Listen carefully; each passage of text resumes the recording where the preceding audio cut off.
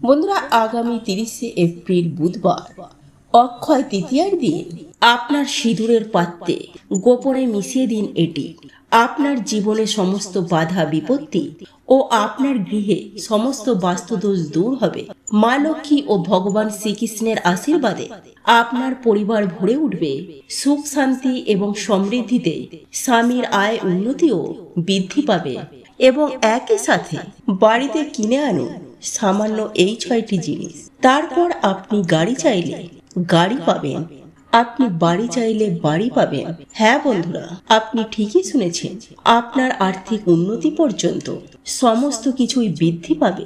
এই জিনিসগুলি আপনি আপনার বাড়িতে নিয়ে আসার পরে এমন অর্থ আসতে শুরু করবে, সেটা আপনি নিজেও বিশ্বাস করতে পারবেন না।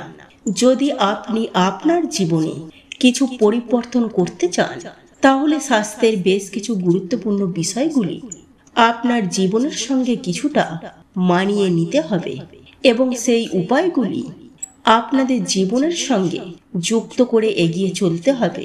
হয়তো আপনার পরিবারে অনেকেই অর্থ ইনকাম করেন, কিন্তু কোনোভাবে সেই অর্থ আপনি সঞ্চয় করতে পারছেন না। আর এই বিশেষ সমস্যার কারণ হতে পারে আপনার গৃহের বাস্তুদোষ। বাস্তুশাস্ত্র অনুসারে এমন কিছু বস্তুর বিষয়ে আলোচনা করা হয়েছে, যে বস্তুগুলি অর্থাৎ যে জিনিসগুলি আমাদের গৃহে আনলে আমাদের গৃহের নেগেটিভ শক্তি খুব সহজেই দূর হয়ে যেতে পারে এবং একই সাথে আপনার গৃহের অর্থনৈতিক সমস্যা এবং আপনার গৃহের কলহ ও দ্বন্দ্ব সমস্যাও দূর হবে। গৃহের মধ্যে একটা সুন্দর বাতাবরণ তৈরি হবে এবং পারস্পরিক সমৃদ্ধিতে আপনারা এগিয়ে চলতে পারবেন। এর ফলে আপনার পরিবার থাকবে রোগমুক্ত, আর্থিক উন্নতি হবে অবধারিত। তাই বন্ধুরা, অক্ষয় তৃতীয়ার দিন বাড়িতে আনুন এই সমস্ত জিনিস। এর ফলে সুনিশ্চিতভাবে মা লক্ষ্মীর কৃপা বর্ষণ হবে আপনার জীবনে। এমনকি আপনাদের জীবনে অর্থনৈতিক দিক থেকে অত্যন্তই শুভ ফল আসবে। নমস্কার বন্ধুরা, আর একটা নতুন ভিডিওটিতে আপনাদের সবাইকে স্বাগত।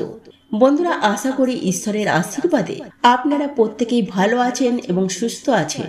বন্ধুরা, আগামী 30শে এপ্রিল বুধবার অক্ষয় তৃতীয়ার এই বিশেষ দিনে যেমন মা লক্ষ্মীর আশীর্বাদ পাওয়া যায়, ঠিক একইভাবে ভগবান গণেশজির আশীর্বাদও গৃহস্থ বাড়ির ওপর বর্ষিত থাকে।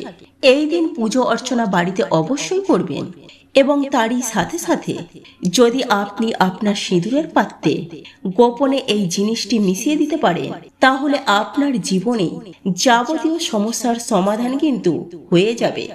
বন্ধুরা, এবার জেনে নেওয়া যাক অক্ষয় তৃতীয়ার দিন কোন 6টি জিনিস আনলে আপনারা সৌভাগ্যের অধিকারী হবেন। বন্ধুরা, আমি সবার প্রথমেই বলবো যে স্বস্তিক চিহ্ন। বন্ধুরা, বাস্তুশাস্ত্র অনুসারে স্বস্তিক চিহ্নের গুরুত্ব অপরিসীম। আমাদের গৃহের পজিটিভ এনার্জি প্রবেশ করে আমাদের প্রধান দরজা দিয়ে। তাই প্রত্যেক বাড়ির প্রধান দরজা পরিষ্কার পরিচ্ছন্ন রাখা উচিত এবং একই সাথে প্রধান দরজার সামনে অক্ষয় তৃতীয়ার দিন স্বস্তিক চিহ্ন অঙ্কন বা কোনো মেটেলের স্বস্তিক চিহ্ন এনে লাগিয়ে দেওয়া, এটা অত্যন্ত শুভ বলে মনে করা হয় বাস্তুশাস্ত্র মত অনুসারে। আর এমনটা করলে মা লক্ষ্মী অত্যন্তই প্রসন্ন হন। তাই বন্ধুরা, আপনার বাড়ির দরজা যদি দুপাল্লার হয়, তাহলে অবশ্যই দুই দিকে 2টি স্বস্তিক চিহ্ন লাগান। যদি মেটালের কোনো স্বস্তিক চিহ্ন না আনতে পারে, তাহলে লাল রং বা লাল আবির দিয়ে বা লাল সিঁদুর দিয়ে এবং তারই সাথে অল্প একটু ঘি মিশিয়ে একটি পেস্ট বানিয়ে আপনারা ওটিকে দিয়ে স্বস্তিক চিহ্ন অঙ্কন করতে পারেন। যেখানেই স্বস্তিক সেখানেই শান্তি ও স্বস্তি এবং সেখানেই সমৃদ্ধি। তাই এই পবিত্র অক্ষয় তৃতীয়ার দিন অবশ্যই বাড়ির দরজায় স্বস্তিক চিহ্ন অঙ্কন করুন। এরপর দ্বিতীয় যে বস্তুটির কথা বলবো তা হলো কচ্ছপ। বন্ধুরা, বাস্তুশাস্ত্র মতে কচ্ছপের গুরুত্ব অপরিসীম। আমি এখানে জ্যান্ত কচ্ছপের কথা বলছি না, আমি এখানে খ্রিস্টালের কচ্ছপের কথা আপনাদেরকে বলছি। বাস্তুশাস্ত্র অনুসারে কচ্ছপ গৃহে আনা অত্যন্তই শুভ।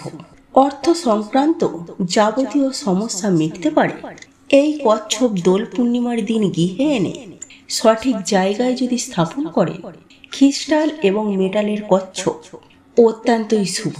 সনাতন ধর্ম অনুসারে কচ্ছপ অত্যন্তই শুভ এবং সৌভাগ্যের প্রতীক হিসাবে মনে করা হয়। ভগবান শ্রীহরির একটি বিশেষ রূপ হল এই কুর্ম অবতার বা কচ্ছপ অবতার। যে গৃহে পূজার স্থানে কচ্ছপ রাখা হয়, সেই গৃহে মাতা লক্ষ্মীর অত্যন্তই শুভ আশীর্বাদ থাকে। তবে বন্ধুরা, এই কচ্ছপ কেনার আগে আপনারা ওই কচ্ছপের পিঠের ওপরে শ্রীযন্ত্র এবং কুবের যন্ত্র অবশ্যই যেন থাকে, এই বিষয়টি অতি অবশ্যই খেয়াল রাখবেন। এই কচ্ছপকে আপনি আপনার ঠাকুর ঘরে উত্তর দিকে স্থাপন করুন এবং ওই কচ্ছপের মুখ যেন উত্তর দিকে থাকে। এর ফলে আপনি সুনিশ্চিতভাবে দেখতে পাবেন আপনার সমস্ত রকমের আর্থিক সমস্যা দূর হতে থাকবে, আপনার আর্থিক উন্নতি হতে বাধ্য হবে। বন্ধুরা, এই কচ্ছপকে ঠাকুর ঘরে রাখার জন্য একটি প্লেট ব্যবহার করবেন এবং তাতে সামান্য একটু জল দেবেন এবং তার উপরে আপনি ওই কচ্ছপটিকে রাখবেন। বন্ধুরা, তৃতীয় যে জিনিসটির কথা বলবো তা হলো জলের পাত্র। বাস্তুশাস্ত্রের উত্তর দিক হলো অর্থ, অর্থাৎ ধনের দিক। উত্তর দিক যতটা শুভ হবে, আপনার অর্থনৈতিক ক্ষেত্র ততটাই শুভ হবে, এমনটাই বাস্তুশাস্ত্রে বলছে। এই বিশেষ দিক হলো কুবের এবং মাতা লক্ষ্মীর বিশেষ দিক। এবং এই দিকে যদি আপনারা একটি মাটির পাত্রের মধ্যে আপনারা জল রাখতে পারেন, তাহলে বন্ধুরা এই পবিত্র অক্ষয় তৃতীয়ার দিন মাটির পাত্র কিনে আনুন এবং ওই মাটির পাত্রটি আপনি যখন কিনে আপনি আপনার বাড়িতে প্রবেশ করবেন, তখন ওই মাটির পাত্রটির মধ্যে জল ভর্তি করে নিয়ে আসবেন এবং আপনারা ওই জল খাবারের জন্য ব্যবহার করতে পারেন। এর ফলে ধীরে ধীরে আপনাদের অর্থনৈতিক জনিত যত রকমের সমস্যা আছে, সকল সমস্যা সুনিশ্চিতভাবে দূর হবে। তাই এই পবিত্র অক্ষয় তৃতীয়ার দিন মাটির কোনো পাত্র বা ঘোড়া অবশ্যই আপনারা বাড়িতে কিনে আনুন। এর সাথে আরো একটি বিষয় অবশ্যই আপনারা খেয়াল রাখবেন, দেখবেন মাটির পাত্রের জল যেন কখনো খালি না হয়ে যায়। চতুর্থ আমি যে বস্তুটির কথা বলবো তা হলো লবণ।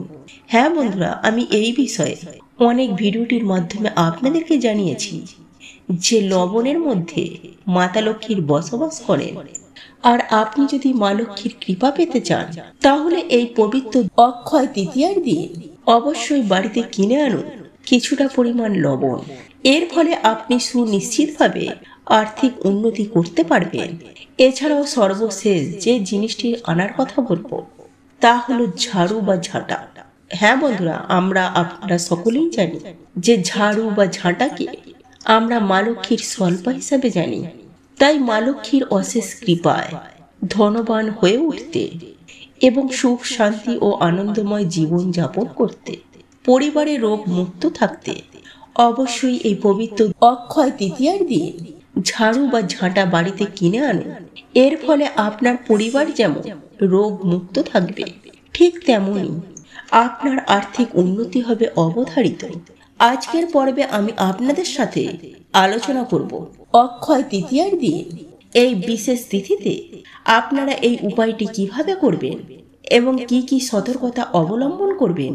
তাই আমার সকল দর্শক বন্ধুদের অনুরোধ করব যে আজকের এই ভিডিওটি একদমই স্কিপ না করে সম্পূর্ণ ভিডিওটি দেখবেন এবং ভিডিওটি দেখার পর যদি ভালো লাগে তাহলে ভিডিওটিতে অবশ্যই একটি লাইক করে দেবেন এবং নিজের আপনজনদের সাথে শেয়ার অবশ্যই করবেন, যাতে তারাও ভিডিওটি দেখে উপকৃত হয়। এবং কমেন্টে জয় মা লক্ষ্মী লিখতে কখনোই ভুলবেন না। চলুন বন্ধুরা, আসা যাক মূল পর্বে। প্রথমেই আপনাদেরকে জানিয়ে দিই বন্ধুরা, আপনারা হয়তো কম বেশি প্রত্যেকেই জানেন যে হিন্দু সনাতন ধর্মে প্রত্যেকটা দিন প্রত্যেকটি দেব দেবীদের জন্য নির্ধারিত এবং একই সঙ্গে মনে করা হয় যে বুধবার হলো ভগবান গণেশজির বার। আর এমন একটি দিনে হিন্দু ধর্মে মনে করা হয় যে স্ত্রী তার সিঁদুরের শক্তিতে স্বামীকে যে কোনো বিপদ থেকে বাঁচাতে পারেন। প্রাচীন কাল থেকে হিন্দু মহিলারা তার স্মৃতিতে স্বামীর জন্য সিঁদুর পরেন সিঁদুরকে মহিলাদের 16টি শৃঙ্গারের মধ্যে একটি মানা হয়। বিবাহিত মহিলাদের এক প্রকার প্রতীক হিসাবেও দেখা হয় সিঁদুরকে। হিন্দু ধর্মে বলা হয় সিঁদুরের লাল রং স্বামীর দীর্ঘ জীবন ও মঙ্গল কামনা করে মহিলারা পরেন। লাল রং শক্তি এবং ভালোবাসাকে বহন করে বলে মনে করা হয়। কিন্তু শুধু ধর্ম নয়, সিঁদুর পরার কিছু বৈজ্ঞানিক ব্যাখ্যা আছে। বৈজ্ঞানিকদের মতে সিঁদুর মাথা নার্ভের কিছু গুরুত্বপূর্ণ ভূমিকা পালন করে। মহিলারা যেখানে সিঁদুর পরেন মাথার সেই জায়গায় থাকে কিছু গুরুত্বপূর্ণ নার্ভ, যেটির মেডিটেশনে সাহায্য করে। বিয়ের পর মহিলাদের জীবনে হঠাৎ করে নানা রকম চাপ আসে। সিঁদুরের মধ্যে থাকা পদার্থ মাথা ঠান্ডা রাখতে সাহায্য করে। তাই সিঁদুর মন ও শরীর উভয়ের পক্ষেই খুবই কার্যকরী। কিন্তু ধার্মিক অর্থে মনে করা হয় যে সিঁদুর শক্তির প্রতীক, লাল রং সৃষ্টির প্রতীক এবং মনে করা হয় সিঁদুরের মধ্যে মা লক্ষ্মীর বাস।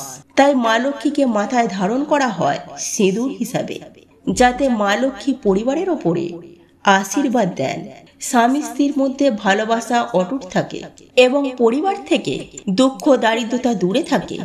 আজকাল আধুনিক জীবনযাত্রার বশবর্তী হয়ে অনেক মহিলারা হয়তো সিঁদুর পরেন না, কিন্তু বেশিরভাগ মহিলারাই সিঁদুর পরে থাকে নিজেদের স্ব ইচ্ছায়। চলুন বন্ধুরা, এবার আমি আপনাদেরকে বলে দিই অক্ষয় তৃতীয়ার দিন আপনারা সিঁদুরে কি মেশাবেন। বেশিরভাগ বাড়িতেই এই দিন মা লক্ষ্মীর পূজা হয়। এই তিথিটি কিন্তু অত্যন্ত পবিত্র একটি তিথি। এই দিন খুব সকাল সকাল ঘুম থেকে উঠবেন এবং সমস্ত বাসি কাজকর্ম সেরে আপনার ঘর দুয়ার খুব ভালো করে পরিষ্কার পরিচ্ছন্ন করে নেবেন। ঝাড়ু দিয়ে মোছা দিয়ে আপনি আপনার ঘর পরিষ্কার করে স্নান সেরে নেবেন। স্নান সেরে শুদ্ধ বস্ত্র পরিধান করে ঠাকুর ঘরে চলে আসবেন এবং সেই দিন মা লক্ষ্মীকে নতুন একটি ওড়না অবশ্যই পরাবেন। এই দিন একটি মালা অবশ্যই নিবেদন করবেন। মা লক্ষ্মীকে যখন আপনারা সিঁদুর পরান তখন সেই সিঁদুরটি নিয়ে নিজের শাখায়, নিজের নোয়ায় এবং নিজের সিঁথিতে অবশ্যই দিয়ে দেবেন। মা লক্ষ্মীর সামনে প্রদীপ এবং ধূপকাঠি জ্বালাতে কিন্তু কখনোই ভুলবেন না। যেরকমটা আপনি পারবেন সেরকম সাধ্যমতো আপনি নৈবেদ্য সাজিয়ে দেবেন মায়ের কাছে। এবং বন্ধুরা, মা লক্ষ্মীর যে সিঁদুর আছে, অর্থাৎ ঠাকুর ঘরে মা লক্ষ্মীর যে গোলা সিঁদুর রয়েছে, যা দিয়ে আপনারা ঘট স্থাপন করেন, যেই সিঁদুর আপনারা মা লক্ষ্মীকে পরান, সেই সিঁদুরে নিয়ে নেবেন একটি 1 টাকার কয়েন, অর্থাৎ 16 আনার কয়েন আপনি নিয়ে নেবেন। সেই 16 আনার কয়েনটি খুব ভালো করে গঙ্গা জল দিয়ে ধুয়ে নেবেন। গঙ্গা জল দিয়ে শুদ্ধ করার পর একটি পাত্রে 1 টাকার কয়েনটি রেখে মা লক্ষ্মীর সেই গোলা সিঁদুরের তিলক 1 টাকার কয়েনটিতে একটি লাগিয়ে দেবেন। তারপর সেই 1 টাকার কয়েনটিতে ধান, দূর্বা এবং একটি ফুল নিবেদন করে মা লক্ষ্মীর সামনে সেটিকে রেখে দেবেন। বন্ধুরা, তারপর আপনারা যেভাবে নিত্য পূজা আরাধনা করেন ঠিক সেভাবেই আপনারা পুজো অর্চনা করবেন। আপনার ঠাকুরের সিংহাসনে যে সকল দেব দেবতারা আছে সবাইকে আপনারা পুজো অর্চনা করবেন। পুজো অর্চনা হয়ে যাওয়ার পর আপনি আপনার ঠাকুর ঘর থেকে বেরিয়ে আসবেন। মা লক্ষ্মীর চরণের সামনে সেই 1 টাকার কয়েনটি রেখে দেবেন সারাদিন। এরপর বন্ধুরা, সন্ধ্যাবেলায় যখন আপনারা সন্ধ্যা দিতে যাবেন তখন মায়ের চরণের কাছ থেকে সেই 1 টাকার কয়েনটি আপনি নিয়ে নেবেন। তার ওপরে থাকা ধান, দূর্বা এবং ফুলগুলি সরিয়ে নেবেন। মা লক্ষ্মীর কাছে থাকা সেই যে 1 টাকার কয়েনটি, সেটিকে মা লক্ষ্মীর সিঁথিতে ঠেকাবেন। তারপর নিজের মাথায়, অর্থাৎ নিজের সিঁথিতে ঠেকাবেন। তারপর আপনি যেখান থেকে সিঁদুর পরেন সেই সিঁদুরের জায়গাটিতে ওই 1 টাকার কয়েনটি রেখে দেবেন। অনেকেই বলেন এটি রূপোর কয়েন হলে সব থেকে বেশি ভালো হয়, কিন্তু আমি বলবো না যে রূপোর কয়েন রাখুন। আমি শুধু এটিই বলবো যে আপনি 1 টাকার কয়েন রাখুন। অনেক মতে রূপো এবং সিঁদুর একসাথে ভালো যায় না, তাই সেক্ষেত্রে আপনারা 1 টাকার কয়েন ব্যবহার করতে পারে, এতে কোনো অসুবিধা নেই বন্ধুরা। এবার বলে রাখি কিছু কিছু সতর্কতা যা সিঁদুর পরার সময় সমস্ত বাড়ির গৃহিণীদের মেনে চলা উচিত। প্রথম যেটি হচ্ছে, আপনি শুদ্ধ হয়ে তারপর সিঁদুর কৌটে হাত দেবেন। বন্ধুরা, সিঁদুর আমরা পরি স্বামীর মঙ্গলের জন্য, সংসারের সার্বিক মঙ্গলের জন্য। তাই সিঁদুর রাখার জায়গাটি অত্যন্ত পবিত্র একটি জায়গা। তাই স্নান সেরে শুদ্ধ বস্ত্র পরিধান করে তারপরেই সিঁদুর পরবেন। ঘুম থেকে উঠে বা বাসি বস্ত্রে সিঁদুর পরবেন না। একদম ভেজা চুলে সিঁদুর পরবেন না। চুল খুলে সিঁদুর পরবেন না। চুলটাকে সামান্য বেঁধে নেবেন, তারপর সিঁদুর পরবেন। চুল সামান্য শুকিয়ে তারপরেই সিঁদুর পরবেন। সিঁদুর কখনো ডান দিকে বা বাম দিকে পরবেন না, এটা পরা কিন্তু অত্যন্ত অশুভ। সিঁদুর সবসময় মাথার মাঝখান বরাবর সিথে কেটে তারপরই পরুন। সপ্তাহের মধ্যে যে কোনো একদিন, বিশেষ করে যদি সম্ভব হয় বৃহস্পতিবার দিন, আপনার নিজের স্বামীর হাত থেকে সিঁদুর অবশ্যই পরবেন। এতে স্বামী এবং স্ত্রীর মধ্যে সম্পর্ক অটুট হয়, মজবুত হয়। বন্ধুরা, আজকের যে উপায়টি আমি বলে দিলাম, এই উপায়টি আপনারা যদি সঠিকভাবে করতে পারে, তাহলে আপনার স্বামীর অর্থনৈতিক ভাগ্যে রাতারাতি উন্নতি আসতে বাধ্য হবে। আপনার স্বামী যদি কোনো কাজে বাধাপ্রাপ্ত হয়ে থাকে, অর্থাৎ চাকরিতে বা কোনো ব্যবসায় বাধা আসছে, অথবা এমন হচ্ছে ব্যবসা চলছে কিন্তু খুব একটা বেশি লাভ করতে পারছেন না, ওই বাধাগুলো কিন্তু কেটে যাবে, অর্থনৈতিক ভাগ্যের উন্নতি ঘটবে। আর বলে রাখি বন্ধুরা, সিঁদুর সবসময় আপনার স্বামীর রোজগারের পয়সায় কিনে তারপরে পরবেন। কোথা থেকে বা কারোর কাছ থেকে পাওয়া সিঁদুর কিন্তু আপনারা পরবেন না। এতে সংসারে কলহ অশান্তি বাড়ে। আপনি মন্দিরে সিঁদুর দান করতে পারেন, কিন্তু আপনাকে সিঁদুর কেউ যদি উপহার হিসাবে দেয়, সেটিকে আপনি ব্যবহার করবেন না। এই জিনিসটি কিন্তু একদমই ব্যক্তিগত। তাই সর্বদাই নিজের স্বামীর রোজগারের পয়সায় কেনা সিঁদুর পরবেন। এতে স্বামী স্ত্রীর মধ্যে সম্পর্ক অটুট হয়। বন্ধুরা, যদি আপনাদের মধ্যে দাম্পত্য কলহ বা ঝগড়াঝাটি ঝামেলা খুব বেড়ে থাকে, তাহলে আমি একটি সিঁদুরের টোটকা বলে দিচ্ছি। এটিও আপনারা করতে পারেন এবং এটি আপনারা অক্ষয় তৃতীয়ার দিন রাতে করতে পারেন। বন্ধুরা, আপনাদের দুজনের যে বিছানা, আপনাদের দুজনের যে বালিশ, তার ঠিক মাঝখানে তোষকের নিচে কাপড়ের পুটুলির মধ্য করে মা লক্ষ্মীর সিঁদুর আপনারা রাখতে পারেন। এতে স্বামী স্ত্রীর সম্পর্ক মধুর হয়। আর বলে রাখি বন্ধুরা, যে সিঁদুর কখনো অসহজ গায়ে পরবেন না। অনেক সময় আমাদের বাড়িতে শুভ অসুজ হয় বা কালো অসুজ পড়ে। এই দুই রকম অসুজেই কিন্তু আপনি যে সিঁদুরের কৌটোয় মা লক্ষ্মীর আশীর্বাদের 1 টাকার কয়েন রেখেছেন, সেই সিঁদুরের কৌটোতে কিন্তু কখনোই হাত দেবেন না। আপনি সম্পূর্ণ অসুজ কাটিয়ে তারপর শুদ্ধ হয়ে গায়ে গঙ্গা জল ছিটিয়ে তারপরেই সেই সিঁদুরের কৌটো থেকে হাত দেবেন। বন্ধুরা, যতদিন সেই সিঁদুর কৌটোর মধ্যে, ততদিন সেই সিঁদুরের কৌটো দিতে 1 টাকার কয়েন তো রাখবেনই। এরপর যখন আপনি নতুন সিঁদুরের কৌটো কিনবেন, সেই 1 টাকার কয়েনটি মা লক্ষ্মীর আশীর্বাদ নিয়ে তারপর আবার সিঁদুরের সাথে মেশাবেন। ভিডিওটি কেমন লাগলো তা কমেন্ট করে অবশ্যই নিজের মতামত জানাবেন। ভালো লেগে থাকলে অবশ্যই একটি লাইক করবেন। কমেন্টে ভক্তি, ভালোবাসা ও শ্রদ্ধার সহিত জয় মা লক্ষ্মী দেবীর জয় বা জয় শ্রীকৃষ্ণ রাধে রাধে একটি বারের জন্য হলেও লিখে যাবার জন্য অনুরোধ জানাচ্ছি। আর আপনি যদি আমাদের চ্যানেলে নতুন দর্শক হয়ে থাকেন, তো বিশেষভাবে অনুরোধ করব চ্যানেলটি অবশ্যই সাবস্ক্রাইব করে পাশে থাকা নোটিফিকেশন বেল আইকনটি অন করে রাখবেন। তাহলে সকলে সুস্থ থাকুন, ভালো থাকুন, পরম করুণাময় ঈশ্বরের অশেষ কৃপায়। তো আবারও কথা হবে আপনাদের সাথে নতুন কোনো ভিডিওর বিষয় নিয়ে।